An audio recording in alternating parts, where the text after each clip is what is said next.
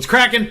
Welcome to Griffin and Bass. He's Griffin, I'm Bass. Before we dive into everything regarding Hard Knocks, the Lions and Falcons coming up, Avila no longer running the Tigers, gotta remind you guys to like and subscribe everywhere you can find us. That'd be Facebook, Instagram, Twitter, TikTok. We got full episodes on YouTube as well as DetroitSportsNation.com. All right, Ryan. Hard Knocks Episode 1 debuted this Tuesday. And I ain't trying to sound biased as a Lions fan, but this is the best damn first episode of Hard Knocks I ever seen. Yeah, I mean, it seems like it. You got your team, you got your head coach who's been a character and is a character, and everything that he said, he certainly didn't disappoint. He had some rookies getting up there singing and dancing. The offensive and defense, or the running backs coach, not even the coordinators, the running backs coach and then the defensive coordinator, going at it on the field. So I had a little bit of everything that I think we wanted. So I was pretty excited about it. It was a great first episode. Yeah, don't want to sound biased.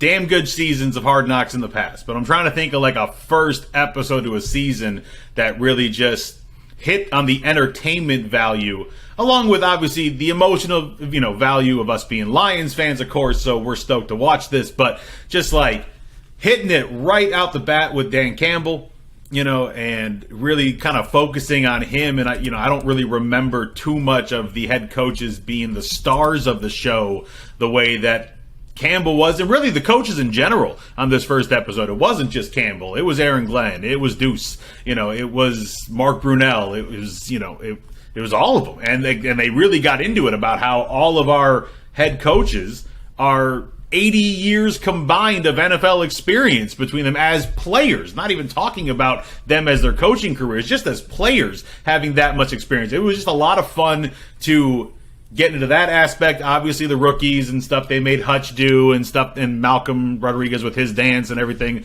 That was all cool too. But I mean, to me, really, episode 1 just set the tone with the coaches, which made it a heck of a lot of fun. Yeah, it was. Did I hear it right? Did Mark Brunell say he was in 19 seasons in the NFL? I think you did hear that right. That man been around for a while. Jesus. As a backup before a starter, and then back to a backup after his, height of his career was done. That man been in the league for a long time. I know, but 19, that's just a preposterous amount of years. Good for him though, and now he's our quarterback's coach. So yeah. I hope he can help Jared Goff and whoever our next quarterback might be. Yeah, I hope it can really help whoever it is next year. But it was, and them being former players is what made it so much fun. If these were just guys that have been nothing but coaches their entire NFL careers, we wouldn't care as much. But you see these names, and then you think back to Antoine Randall L. throwing the touchdown pass to Hines Ward in Detroit in the Super Bowl against Seattle, one of the worst Super Bowls of all time. But that particular play is one of my favorite in Super Bowl history. Great Super Bowl. Took it away from... Yes, it was. Big Ben didn't score that touchdown. He's on the ground. Oh, I know. Oh, I appreciate that. He gets to put the trash. But no, so getting to, they're talking about Deuce and they're showing some Deuce stuff. And they're talking about Aaron Glenn and they're showing Aaron Glenn stuff. So it was a heck of a lot of fun to see that with our coaches. And it's nice that we have these coaches that we can connect to because of their playing years. And watching them as head coaches in this first episode, or head coaches, watching them as position coaches in this episode was eye-opening because we don't get to see that. Obviously, we see the players play. You don't really focus much on the sidelines and seeing what the coaches are doing unless they're yelling at one of the players. But so getting to see that was a lot of fun. And then seeing that player fight inside of them still. When you were talking about Aaron Glenn and Deuce going back and forth, it was I was laughing at that part and enjoying that part more than any part of the first episode of Hard Knocks. Watching AG and Deuce go at it, and they love each other, you could tell. But man, when they're going at it, and the offense hit a good play on the defense, and Deuce is giving it to him, and then the defense stopped the screen, and Deuce is like, "Oh, you stopped the screen! Oh, you stopped the screen! Oh, yeah, keep talking because you stopped the screen. But good job!" That was so much fun. Yeah, and given the talent on the offense and the defense, I have to imagine that Deuce Staley is getting the better of that matchup, way more often than not. It was fun though, and I think I'm gonna root for Aaron Glenn. I like an underdog. I don't think he's gonna win very many of those matchups, but I hope we get more of that. I hope we get more of some of the players going back and forth, because that's the one thing that I feel like we really didn't see. We saw like some dust up, some scrap, whatever you want to call it, but I would like to see players go back and forth like that. Like a receiver in a corner or something like that.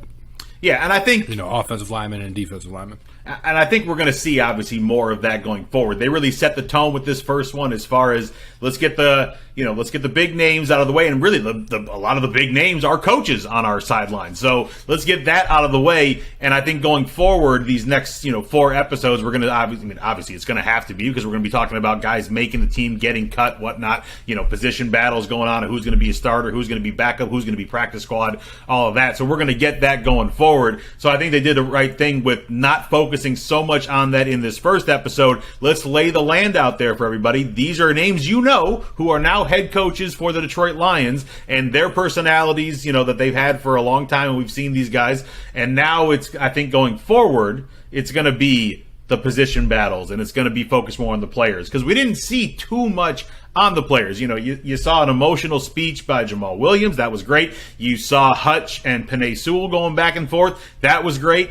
And Penei giving Hutch his props on a move that he did on him that he wasn't expecting. He thought he was just going to bull him, and Hutch, stopped his momentum and then went a different route about it. That was very cool to see, and obviously I think we're going to see a lot more of that kind of stuff going forward.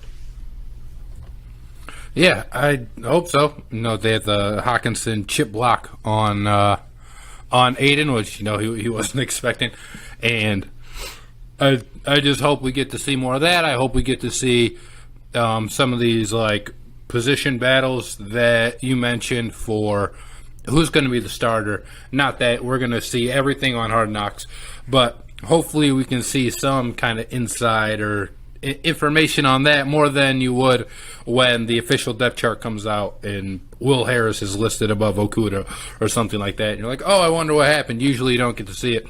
So that's what I'm looking forward to in the further episodes of Hard Knocks.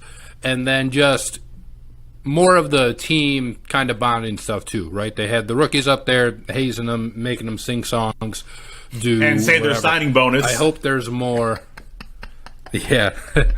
Yeah, it was $23 million against like 100,000 or something. With Hutchinson and Rodriguez.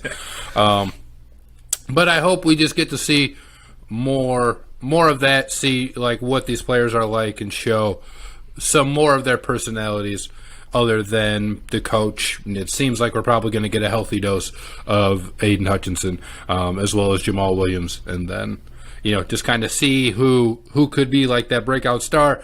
So I think that's what I'm most excited to see, is the team bonding and then the position battles that, again, we just usually don't get a good look into. Yeah, and we really didn't, they really didn't focus much on individual players at all. We saw a bunch on Hutch, obviously, and we had a feeling coming into it we would. He's the hometown kid who went to the University of Michigan. His whole family went to the University of Michigan, and then he stayed and became a Detroit Lion, which he was a fan of his entire life as a kid. Poor bastard. But so I was expecting to see that. And then obviously a little bit with him and Sewell going back and forth, with Sewell being the top pick last year, and it's worth mentioning and everything. But we didn't see Paschal. We didn't see much of Rodriguez outside of the dancing and the hazing. We didn't see Houston or any of these other picks that they were talking about. I think they showed the Jameson Williams for a hot second, on the sideline, but he's not doing much right now. And so we didn't really get to see the draft picks, players. We didn't really get to see the second-year players or third-year players, anything like that. They were really just kind of focusing on laying the land with the coaches, and of course they're going to throw some of the bigger stars out there, being Hutch, being Penei Sewell, and then obviously with Jamal Williams being such a passionate and such a character that he's just good TV, and I think HBO knows that from stuff we've seen in games past and pressers past. So, but we're definitely going to get more knowledge on these players, hopefully starting next week. Yeah, and kind of a shocking lack of Jared Goff. You saw him in the crowd, I guess, when they were doing the Billie Jean and then the Malcolm Rodriguez dancing scene. But other than that, I don't know that you heard Jared Goff say a single word throughout that entire throughout that entire 45 minutes, hour, or whatever it was. Maybe I'm wrong. Maybe there was a part and I just missed it, or it's blank in my head. But I don't really remember hearing Jared Goff's voice even a little bit. I mean, it really wasn't. He wasn't the focus, and I don't know if that's going to be the. No, he wasn't even a part of it, though. He's just not the focus. Right. He wasn't even a part of it. Yeah, he's a quarterback. Yeah, and that's going to change. Obviously, he's got to be a part of it. But I don't think he should be the focus. I mean, generally, if Jared Goff is the focus, it's not for a good thing throughout his career. It's generally been, he's kind of in the shadows doing when he's playing well and the team's doing well. And the past teams with the Rams that he was on, he wasn't the focus. It was, it was Todd Gurley that was the focus. It was the defense, Aaron Donald, and that was the focus. And so with him being the focus, I don't know how much we want to see of that. I'd love to see his personality, obviously, and get to know that side of him because we really don't. But I think that going forward, he's going to be more involved. He's got to be, like you said, he's the quarterback. But I don't think I personally don't think he should be the focus of Hard Knocks going forward. He shouldn't be the focus, but you gotta get him in there somehow. No, I agree. So episode 1 is done. We got episode 2 next Tuesday. What do you think we're going to see in episode 2? If you got any ideas. Yeah. So episode 1, they had the Ford Field scrimmage practice, which I think only happened about a week ago. So we're probably pretty up to date. I don't really know what we would see. I think we'd probably see some more of that position battle stuff now that they've introduced you to the team. I think we'll get to see more football, I guess. More football and more action and less of some of the other stuff. They just started in pads too, I think, so I think we'll just see a lot more hitting than we saw. Yeah, I think it's got to at some point. Now, hopefully, it is with episode 2 that we're going to see some of these position battles. We know that Amani Oruwariye is going to be on one side. They're still looking at who's going to be the other starter for cornerback on the opposite him, and it sounds like it's come down to Okudah and Harris. And I think we're going to see some of that. Hopefully we get to see some stuff out of Jeff Okudah. We haven't seen much of him. He had an Achilles injury that ended his 2021 season in the first week of the season. And he's literally played just 10 games over these first 2 seasons. So we haven't seen much of him. All the word coming out is that he's good. Campbell's been talking about him, that, he looks good, and the physical side of everything's been good, and he looks like he's come back, and there's no concerns about the Achilles and everything. He just needs those reps, so hopefully we're going to get to see some of those reps. And then the fun one for me on the other side is the kicking battle. We actually we're not used to this in Detroit. We've had steady kickers with the Lions for a long time, whether it's Eddie Murray, to start the 80s and into the 90s. And then you had Automatic Hansen for 21 seasons with Detroit. We had David Akers for a season, and then Matt Prater up until, 2020. And so now we got 2 guys battling it out in Austin Seibert and Riley Patterson, and they both have their strengths and weaknesses. They both have kicked for the Lions in this past year. And, we're going to... Generally, teams don't keep 2 kickers. You usually don't. You got one and you ride with them. And so, I think we're going to see that battle, play out as well. At least I hope we get to. I mean, do you think we're going to see it? I don't know that they're going to spend so much time on a kicker battle. 2 minutes. 2 minutes. They might. I guess it's one of the few position actual battles on the team. But, yeah, I don't know. We'll see that. And maybe we'll meet some of the other rookies. They had the scene with Hutchinson and Kirby Joseph in the ice bath where a little bit of his Michigan arrogance popping out. He, asking him, why would you ever go to Memphis? And he explained it to him. And he's like, but still, Memphis? All right, guy. He's calm down. But, I mean... So maybe we'll get some more focus on some of those guys. That was hilarious. That ice bath scene was pretty funny just because, Hutch is like, oh, I only had 13 offers. It's like you're talking to a kid who came from another country, doesn't know a damn thing. He's only played football for about 5 years, throughout his life, and knows nothing about American football as far as colleges are concerned. Didn't care about Alabama's big name, LSU's big name, Michigan's big name, whatever. In my mind, he did the right thing. He fell for the coaches that seemed like they cared for him and wanted what was best for him, and that's what he went with. And to me, I would, if you don't know any better, that sounds like a good idea to me. Obviously Memphis is not a powerhouse football school, but to see it on one side with Hutch and then see it on the other side, it was entertaining to say the least. Yeah, and I don't know, I'm trying to figure out who it was. Because I thought it was Kirby Joseph, but no, what? Here it says Kirby Joseph went to Illinois. No. And Kirby Joseph, I don't think Kirby Joseph is from Africa. I don't know. Maybe I'll figure it out right now. I don't know why I thought it was. All right, well, Julian. We doing live research here on Griffin and Bass. Yeah, Okwara went to Notre Dame. No, it might be a quicker idea is to look up the roster of the Lions and see who went to Memphis. No. So that's cheating? Yes. All right, well, while you're looking that up, I'll get the people prepared for this Friday, which is tomorrow for us. While we're recording this, it'll be today when you're watching this. With the Lions and the Falcons kicking things off at Ford Field at 6 p.m. Both head coaches have committed to playing their starters for around a quarter. So we're going to get to see the starting group play for the first quarter. I think the first quarter. They said around a quarter. I don't know if that's going to be the first quarter or the second or the third, but I'm assuming it's going to be the start of the game. So it should be interesting to see, who's getting what position to start.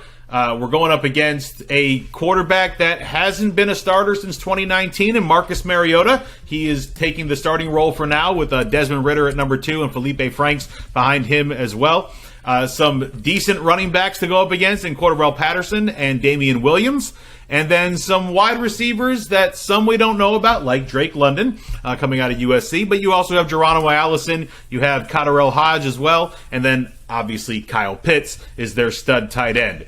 So I'm interested to see how our offensive line does against their defensive line, because it doesn't sound like they have much of a defensive line in Atlanta right now. So our O-line, which is getting a whole bunch of hype, should be able to make some holes for the running game. And then on the opposite side, how is our defensive line going to do as far as getting pressure against their offensive line? Again, not a strong point of the Falcons from what I've been reading. So to get to see Hutch, get to see Paschal, get to see these guys going up against that O-line to see what kind of pressure they can put on Mariota for the first quarter or however long they end up playing. But Lions and Falcons, part of a stacked Friday of preseason games.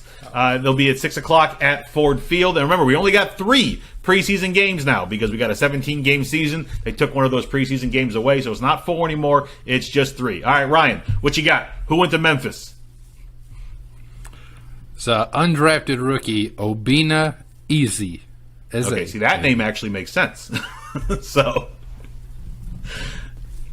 Well, there's another guy who went to Memphis on the Lions. His name is Riley Patterson, but he is no. Mayonnaise. So definitely not him. Definitely not. All right, so So I apologize to Kirby Joseph. I apologize. Yeah, you should apologize to Kirby Joseph. He went to Illinois. We saw him in the Big Ten. What's the matter with you? I need a new co-host. Illinois when they played Michigan State.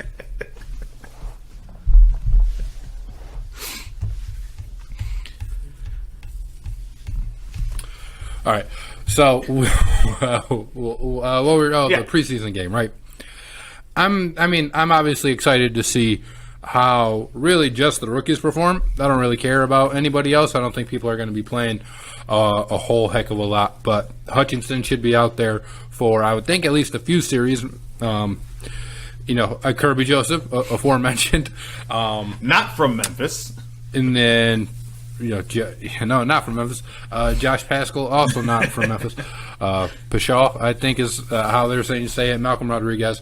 So in these preseason games, I'm really just interested to see the rookies, right? The Lions don't have even like an interesting backup quarterback like you're going to see in the Titans and Ravens game with Malik Willis, or at this point it will have already happened.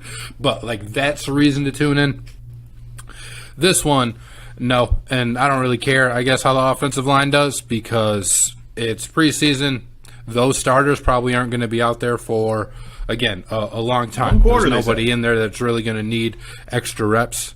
Well, I mean, 1 quarter is like maybe two possessions, 2 or 3 possessions. That is true. That is true. But both head coaches did commit to playing their starters for a quarter, so we should get 15 minutes of game time out of the starters. Yeah, but even then, you're running vanilla plays. Not that I guess that matters so much for the offensive line. I just don't think that we really learn anything. I guess one thing I would be interested to see is just the rookies and just make sure nobody gets hurt. As goal number one. I don't care if we lose by 100. Just everybody come out. True story. No interest in seeing Desmond Ridder on the Falcons side when he comes in from Mariota. So the Falcons, yeah, I would like to see Evan Ridder. I'd like to see all of these rookie quarterbacks that they're going to be making their preseason debuts, because it's just an interesting position to see, and most of these guys are probably not going to get the chance to watch play until maybe halfway through the season, right? Especially at least with this crop, because Trubisky is starting the Steelers preseason game, which I don't know if that's tipping their hand that he's now going to start, over Kenny Pickett, but I do like watching the quarterbacks. I like watching the running backs. So when the Seahawks have their game, I'll be super interested to see what Kenneth Walker is up to. And that's kind of it, man. I like watching the rookies in these preseason games because they're really the only ones who get extended run, and I don't really take anything what we see from this. Definitely excited to see Kenneth Walker with Seattle now, because their other running backs are dropping like flies. Carson retired, Penny's hurt, so I mean it's Kenneth Walker, and I don't even know who else for Seattle. So we're gonna see quite a bit. I think they said DJ. So we'll get quite a bit of seeing our boy balling out in Seattle. So, which will be a heck of a lot of fun for us Spartan fans. All right, let's get off of the field. Let's get on to the diamond, because we celebrating in the D. Al Avila is gone after 20-plus years with the organization, the last 7 or so as the GM. Al Avila is no longer a Detroit Tiger, and I, for one, am stoked. I know. I can see how excited you are. Brushed out the gear, and it's definitely not because they just lost definitely not. 4-3 in 10 innings to the Guardians. So Al Avila, he probably overextended, his stay. Should have been fired a while ago. But every time you fire a GM, it's because that GM is usually bad at their job, or at least they've been bad for the last 3 years. Maybe they didn't start off bad. Maybe they were Joe Dumars and got you a title, and then they just fell off, right? So every time you fire a GM, there's always new hope that the next guy's going to come in and he's going to right the ship. You start looking at your young players.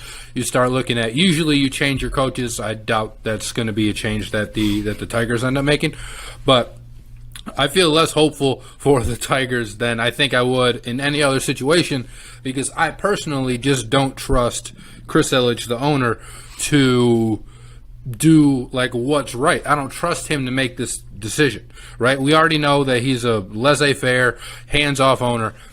He said basically as much in his press conference. He didn't know when the extension was. It didn't sound like he knew what players the Tigers had, and not that I guess you can't win that way as an owner, but I at least need you to know something about baseball. I would rather you be a fan of baseball, right? I would rather it be like Mike Ilitch, who really wanted to win a World Series, right? He bought the Tigers after making his millions and millions and millions. Chris Ilitch was just passed down to him. How much of a passion does he have for baseball? It doesn't really seem like a whole heck of a lot. And while people might think that's good, right? He's not going to meddle in anything. He's going to let the GM do his job. I don't trust him to know what GM is like a good GM. And I don't trust him to know what GM knows how to do baseball things. And that's why he's probably going to hire a firm, right, to help him pick the GM. I don't trust him to make that judgment either. How's he going to know if he has no idea about baseball? How's he going to know this person knows enough about baseball to give me a recommendation on a general manager? I don't know how he's going to do it, right? The way you could do it, and the way I guess I would like to see it done if I was the Tigers, is I would let AJ Hinch pick the manager, because you at least know, or pick the GM, because you at least know AJ Hinch knows about baseball. And typically, you don't want your manager having more power than your general manager. But at this point, who else does Chris Ilitch know that knows about baseball? I don't know. And again, I don't trust him to even make a decision on hiring the firm on who's going to say, hey, go get this person, right? So I would honestly just let him tell AJ Hinch, who do you think we should hire as our general manager? Because I know you at least know about the game of baseball, and I don't know if there's anybody else in Chris Ilitch's life that knows about the game of baseball, to be quite honest with you. You and I are in lockstep with this. And also, AJ Hinch has front office experience. He has it in Arizona. He had it in San Diego. He has said flat out he has no interest in becoming the general manager. I'm the manager. I plan on being the manager. But the word is he is going to play a big role in the direction of the organization going forward, which I think is a good thing. I believe in AJ Hinch. I believe that he is a damn good manager of the game of baseball, and he knows the game, and like I said, front office experience. So I think Chris Ilitch would be an idiot not to consult his manager when it comes to finding the GM. Now, usually it's the other way around. Generally, you bring in the GM, and the GM helps find the manager. But in this situation, our manager is worlds better at his job than our GM was. So why would you get rid of a guy who semi-recently won a World Series, has, the ear of the players in general, has, the love of players in general? So I would absolutely revert to him and say, you help with this. Let's find the right guy that you can work with, someone that the next general manager and you can be in lockstep philosophically. And so I think it's a smart thing to discuss this with AJ. And then the other thing you got to look at is, how good of a job is the Tigers' job? There are definitely pluses. You have a historic franchise. You have a city that loves this franchise and young players like a Skubal and like a Green. But then, you have a farm system that is quite terrible right now. A whole bunch of money and a couple guys like Javi Baez and Eduardo Rodriguez. Big contracts that don't look like they're panning out right now. Again, it is only one season. They are new. But more Rodriguez than Javi. At least Javi's playing, but Rodriguez, I don't know what's going on there. He's back in the minors right now tuning up, but that man just went AWOL for a couple months, and we have no idea what the heck happened with him. But so there are pluses and minuses to being the new GM of the Detroit Tigers, but I think overall it's a plus job. It's a better one. And look, there's only 30 gigs in baseball, so there's going to be guys that want this gig. We just have to find the right one. Yeah, you have to find the right one, and another reason that you let AJ Hinch, again, I'm just let AJ Hinch make the decision, is because if you bring in a manager, like a general manager, who wants to fire AJ Hinch, that's probably their first sign that they're not a very good general manager, right? This guy's one of the best managers in baseball, so you already have him, so you keep him in place. With just like how the Tigers' job fares in general, I would think it's probably a pretty good job. I know their minor league system isn't exactly where you'd want it to be, but a lot of the prospects that they had who were prized, are up basically, right? You have Skubal, you have Mize. Well, you don't, I guess, have Mize right now, but you're gonna have Mize. You have Torkelson, you have Riley Green, obviously, and I think that's all pretty promising. And if you're a new general manager and you believe in your ability to go and sign free agents, or you believe in your ability to go and make trades that are going to make your team better, then I can see why you would want to come to Detroit. It's an iconic franchise, and the city loves you as long as you're winning. If you're not winning, people don't really show up to the ballpark. They still talk about you. They just don't talk about you in a nice light. But if you're winning, you're going to be selling out Comerica Park, and you are going to be the talk of the town, really. So I would think that the Tigers' general manager job is one that people would jump at. I would think the only impediment to that would be, Chris Ilitch, right? If you're a general manager, you have to know that Chris Ilitch is going to let you spend the money that you want to spend if some of these big free agent guys eventually do come available, or is he going to be trying to nickel and dime you? And that's, maybe how you end up with the Javi Baez instead of a Carlos Correa or something. Not that we know exactly what happened, but if that's something that a GM doesn't want, even if an owner isn't quote unquote meddling, like them, kind of being frugal is in a way meddling. Not that they're telling you who to go out and get, but they're certainly putting like a ceiling on who you can go out and get if they're just not willing to spend X amount of dollars. No, I hear you. So, add this to the list of hope for in the city of Detroit with our teams. We got rid of a bad GM, and now we're hoping we get another good one. Well, I'm not as hopeful. I want us to get another good one. I just don't have a whole lot of hope in that happening, or in the process that is going to be taken to identify who the good one. Well, we will see. It's the only thing we got. I no arguments here on that one, but. But we got nothing else to be hopeful about in this baseball season anyway. This team is terrible. It's one of the 3 worst teams in baseball. So, all we can do now is look forward to the future and hope they bring in the right guy. And hopefully this helps keep A.J. Hinch right where he is, which is right here in the D. Let's jump off the diamond and let's jump onto the hardwood. Big news coming out of the NBA, Ryan. And for me personally, I think this news is 25 years too late. Hit him with it. Bill Russell's getting his number retired across the league. So the players who are still wearing number 6 can wear number 6, but after they change their number or retire or whatever the case is, then nobody else ever gets to wear number 6 ever again in the NBA. And I love it. I personally think that they should only have this honor for Bill Russell. I know there's Michael Jordan, Magic Johnson, LeBron James. All these guys are unfortunately eventually going to pass away, right? And I don't know if the NBA does this if Bill Russell is still alive. I certainly don't think so. But Bill Russell stood for everything that the NBA claims that they stand for on and off the court. On the court, he was the ultimate winner. There's never going to be a better winner than Bill Russell was. 11 championships in 13 years. Forget about it. Never happening ever again.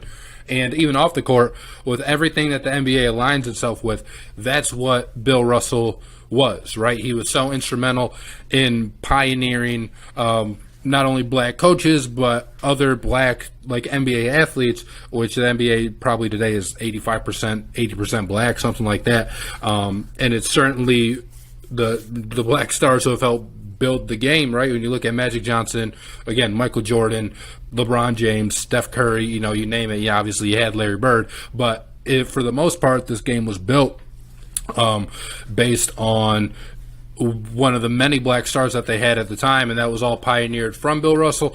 And Bill Russell, again, just standing for social justice in the way that the NBA presents themselves too, you know what I mean? So he was a guy who you didn't ever hear anything nefarious off the court about, right? And you look at some of these other guys, whether it's Jordan, not that they'd ever retire Charles Barkley's number, but Jordan, Magic, some of the other all-time greats, there's things you can point at off the court and be like, ooh, I don't know about that, right? But with Bill Russell, he basically seems like he's sterling silver. I'm going to gloss over that you mentioned Magic. There ain't nothing nefarious that happened off the court with Magic Johnson. But that's besides the point. This has nothing to do with just greatness, all right? Look, there's one name in baseball whose number is retired throughout all of baseball, and it's Jackie Robinson. And his greatness plays a huge part in it, of course. But he opened the door. He kicked the doors down to allow, finally, for integration of not white players to play the game of baseball. Bill Russell, the same thing. Is he the first black player to play basketball? No. But he is the first black star to play basketball. There is no question about it. You name me a black player before Bill Russell. You probably can't unless you're a weird basketball historian or a basketball lover like you and I are, and we can name someone like Nat Sweetwater or something. But it doesn't matter. Those guys didn't become stars. They didn't pave the way. Bill Russell paved the way, not just for being a black basketball player. He became the first black coach as well. When Red Auerbach stepped down, Bill Russell stepped in. So you have that to go along with the humanitarian side of him as well. So everything you said is absolutely on point, and all of that is the reason Bill Russell's number 6 should be the only number retired throughout NBA history. And for me, years ago when LeBron went to Miami and he goes, yeah, I don't want to wear 23 anymore because of Michael Jordan. I'm going to go to 6. The number that should have been retired in the first place. You're going to go to Bill Russell's number for over the guy Michael Jordan, who, yeah, he won. Congratulations. That doesn't guarantee you. That doesn't mean that your number should be retired throughout the entire sport. It takes more than just winning. And like you said, nobody won more than Bill Russell. And you can go through all the sports, the baseball players, the hockey players. The most championships all time by one player is 11. And there's a hockey player that did it, Rocket Richard, and there's a basketball player that did it in Bill Russell. That's it. In American sports, you don't get higher than that. And for him to do it as a player and as a coach and fight through the racism, the rampant racism, especially in Boston at that time, because Boston has a horrible history of racism from way in the past, it's just ridiculous. So when LeBron went from 23 to 6, I lost my mind because I'm like, you're a freaking idiot. Like, you're supposed to know this stuff as a basketball historian like you claim to be. Like, and you don't know this? You went to the one number. Out of all the numbers, you went to the one number that shouldn't have been picked. The number that should actually be retired throughout all of basketball. And NBA has finally done it. Like I said, this is 25 years too late for me. This should have been done at the 50th anniversary of the NBA when they announced the NBA 50 greatest players. They should have followed that up right away with, oh, by the way, we are also retiring number 6 throughout all of basketball because Bill Russell deserves it. And this is coming from a Laker fan, so you know it's true. Yeah, he deserves it. They're going to put his number and a clover on every court. That part, I think, might be a little excessive. It's going to be weird seeing a green, or it might be a black clover, I guess, but like a clover on the Laker court or even on the Piston court, like that's the Sixer court. Like, it just doesn't. That part doesn't exactly sit right with me.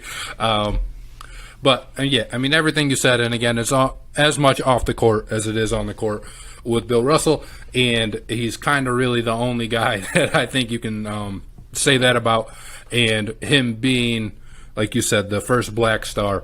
That's why I think it's really the only number the NBA should ever. Completely agree. Like, Michael Jordan, great player, had a great career. Doesn't mean 23 should be retired throughout all of basketball just because Michael Jordan is one of the greatest of all time.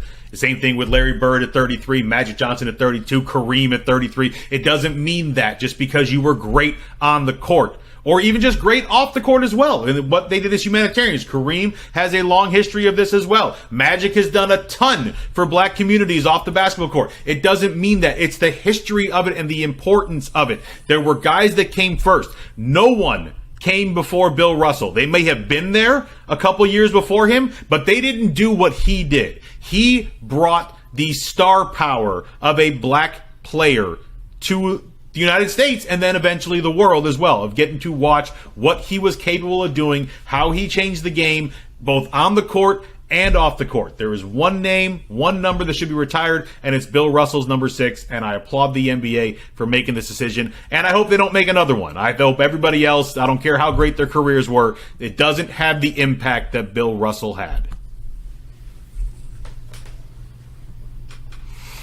Yep. All right. Sticking with basketball, our man, Money Green, Draymond, from Michigan, played for Michigan State. Shocker of all shockers here, he wants to play for the Pistons at some point in his career.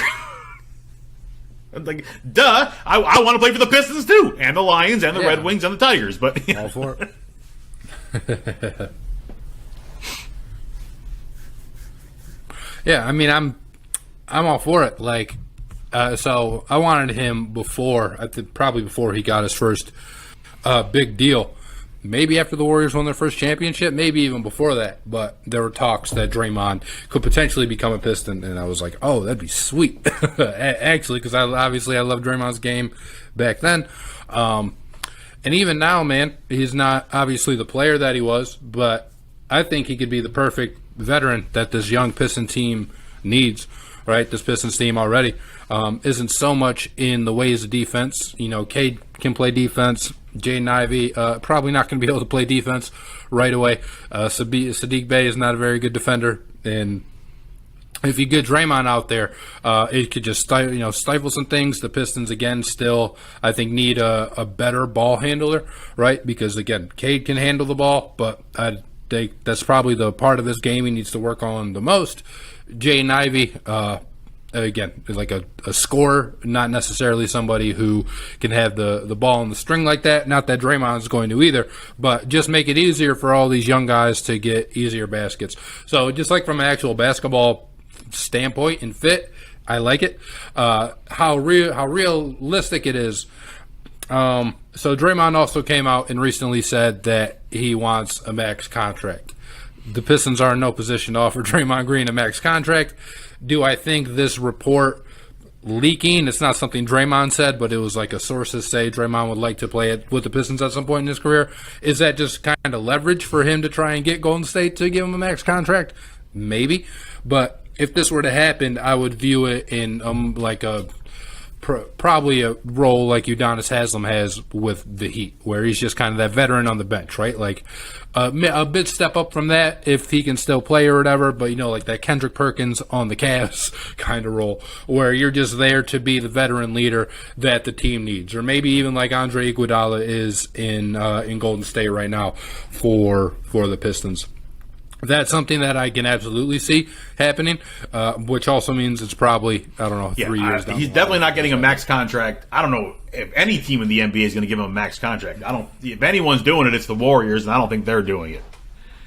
Right. I would say the Warriors might. Right. I don't think what Draymond brings to the table is fantastic, and I would love to have it in Detroit. You kidding me? You're going to give me a guy that plays defense, has a great basketball IQ, and is a phenomenal passer as well, and can score from time to time? Sign me up. Throw him in the Pistons jersey. Absolutely. No problem with that whatsoever. He's not ball dominant. He can bring the ball up for you when you need him to. He's going to play defense. He's going to get in the other team's head. He's going to be that do dirt guy for you and also, help you win games. And he has been proven to do that. And he is on, like we said before, I've said it before plenty of times, he's on the perfect team right now. He's got great scorers around him, and he is able to play in his lane, even when he tries to step out of it a few too many times and start shooting the Steph Curry threes, which crack me up when he tries it. But that's not his game. His game helps a basketball team, a good basketball team, win more games. And so I would love for him to be on the Pistons, even though we're not a good team yet. But he doesn't need to have the ball in his hands in that way. He can bring it up for you, and then he's going to distribute it. He's going to play defense. He's going to get rebounds. We've seen this before in Detroit. The bad boys had it with Rodman. That was his job outside of bringing the ball up, obviously, and passing. But the defense and the rebounds and getting in the opposing team's head, Rodman was the king of that. And so I would love to have that again with Draymond obviously being a hometown kid. But I don't see it happening. I'd love for it to happen. On the selfish side of me, for his career, I don't want to see it happen because he's not going to win anything again, at least not anytime soon, if he leaves Golden State. He's on the perfect team, and he needs them as much as they need him. You're not going to replace Draymond Green. As stupid as that sounds, because he's like, well, what do you mean he's not going to? For everything he does so well and pieces together with that team and all the things they do well that he doesn't do, it's just a perfect fit, and he's on the perfect team for that role. I would love to see him in a Pistons jersey one day. I don't care if it's for one season where he gets to just kind of retire at home or whatever. Because, like you said, be that John Sally on the 2000 Lakers where, he was on the team. Do you remember he was on the team? Not really, but he was on the team and he brought that veteran presence. So, I would love to have something like that for him. But for his career right now where he still has a bunch of years left, I think he's in the right spot as far as try to win more championships and add to that number of 4 that he now has. I think he's in the perfect spot. But at some point in time, sure, I'd love to see Money Green back in Detroit.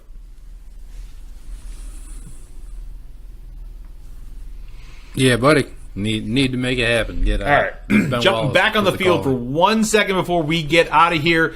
Ryan, Jameson Williams. He was going with number 18. He was going to be the opposite of Calvin Johnson and all that, 81, 18, all that, and not no more. Jameson Williams reached out to Matthew Stafford about number 9. Matthew Stafford gave him his blessing, even though I don't think he had to, but that was nice enough of Jameson to ask, and it was great of Matthew Stafford to say sure. Jameson Williams, no longer number 18, cut it in half. He is now number 9 for the Detroit Lions. Your thoughts? I mean, my thoughts are, anybody who's upset about this, how? Why why in any world would the number 9 be off limits in Detroit? You didn't win any playoff games with Matt Stafford. Stafford didn't even really accomplish a whole lot individually, right? He's got 1 Pro Bowl in Detroit. I just don't understand why you would look at Stafford's career in Detroit and think that that's something that should be, like, honored forever, right? I know he's probably the franchise's all-time leading passer, passing touchdowns. All of that is fine and well, but it didn't bring the Lions any success. And outside of just raw statistics, Stafford didn't have any success when he was with the Lions either.